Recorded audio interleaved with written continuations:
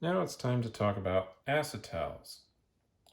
We already talked about hemiacetals, which is where a hydroxide and an alkoxide, or an OR, is bonded to the same carbon. Now an acetal is just a little bit different. It has two OR groups on it, or alkoxides, ethers, I don't know, however you want to think of it, but these are called acetals. And then we can have other carbon stuff down here, whatever we want. But the main point here is that they have two of these OR groups on them.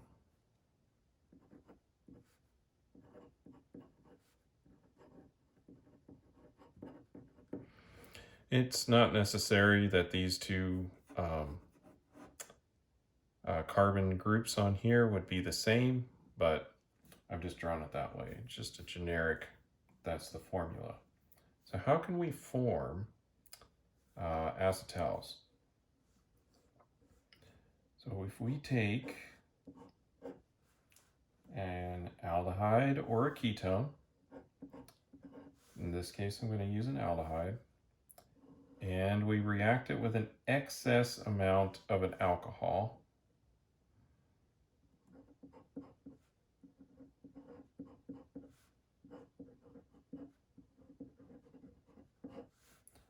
and we're going to need to have a catalyst for this, so we'll use sulfuric acid. Then we can make our acetal.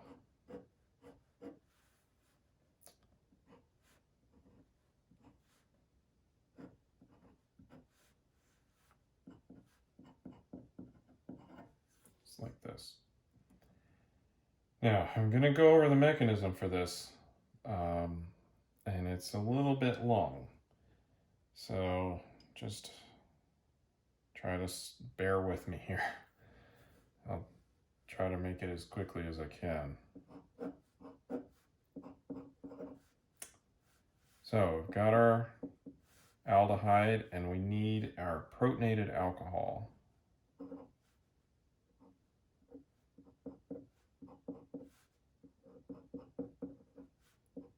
So we've got our protonated methanol because we've got our sulfuric acid, plenty of that there. We're going to go ahead and protonate up our aldehyde.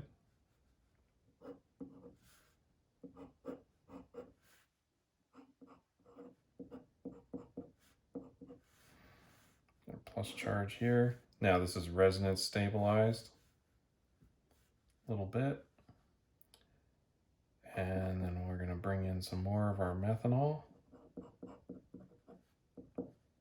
Again, we've got a lot of methanol in the solution. That's going to help this process out. Having a little attack there. And then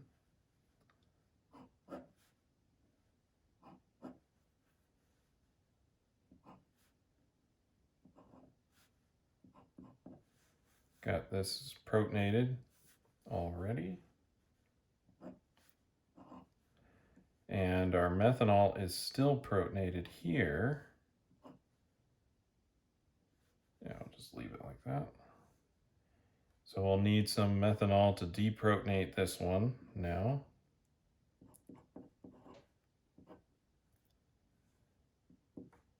So I've got some there.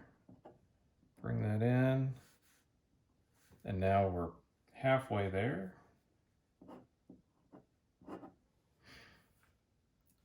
With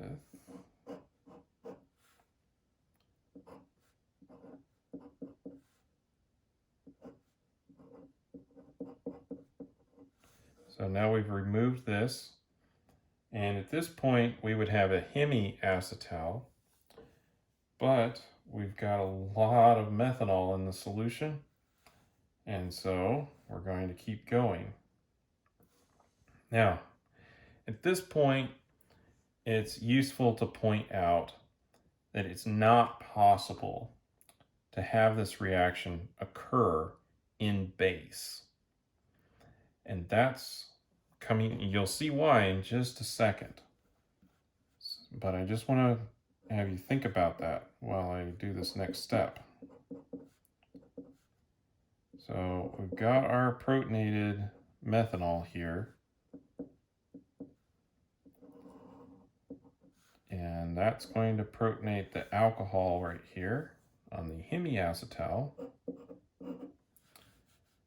And we're going to turn this into water, which is a good leaving group.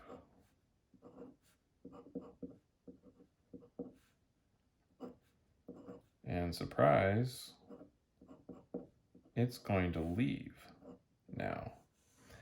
Now, the reason why you can't do this in base is because you won't be able to protonate this and you won't be able to make a good leaving group.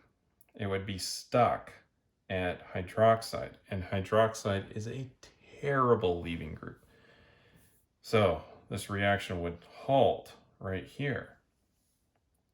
So if you want to make the acetal, you'll have to use acid catalysts.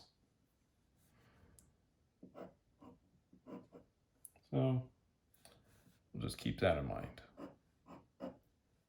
We do need the catalyst, but it has to be acid. So now we've got a carbocation there, and it is resonance stabilized. And I'll just draw the resonance here.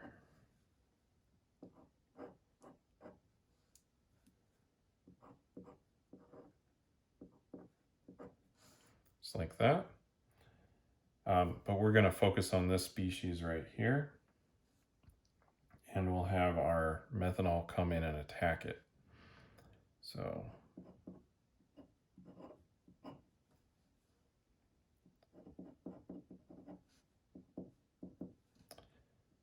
methanol is going to come in and coordinate with that. And I'll finish drawing it down here. Almost there.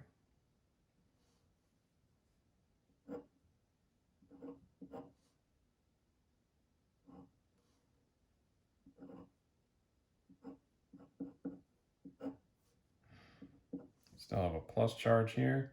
And now we'll just need some methanol to deprotonate, and then we should be done.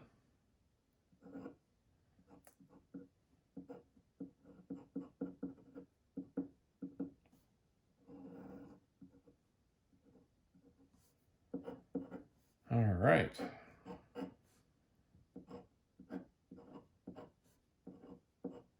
So that is how you can make acetals. Now, I said that's the formation. We can also do hydrolysis. Oh, this would also regenerate the catalyst.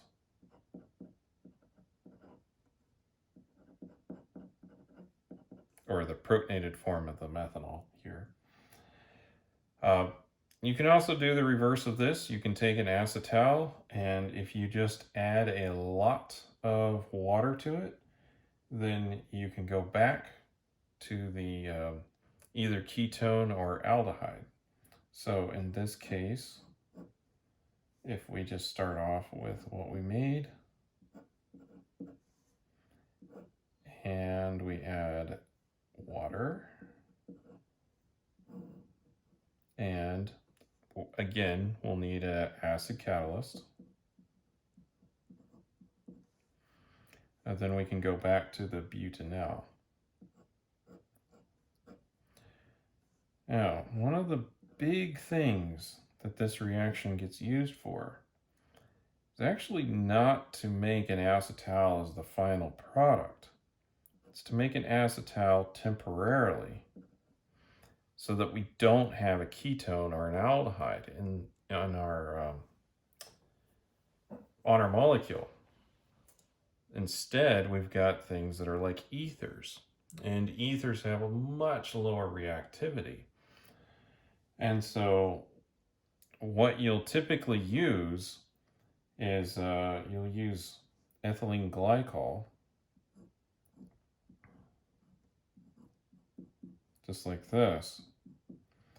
And that will form your acetal. And so if you have that and well, we'll just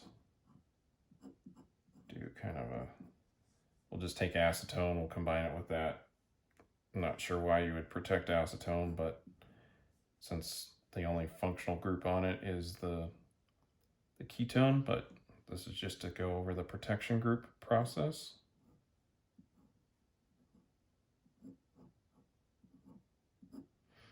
Then you'd make this. And yeah, well, we can just stick some R groups on here and then it starts to make sense. All right, then you protect it. Oh, you have to use our catalyst. And then we can do reactions on the rest of the molecule and not affect our ketone. And then we'll simply add a lot of water to it, hydrolyze this alcohol off.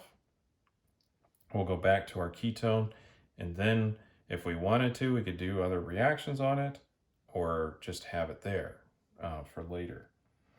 So we're going to go over protecting groups a little bit later, but this is one of the main ones that gets used. And since we're talking about acetals and we already talked about how to form them, I thought I'd go ahead and mention it here.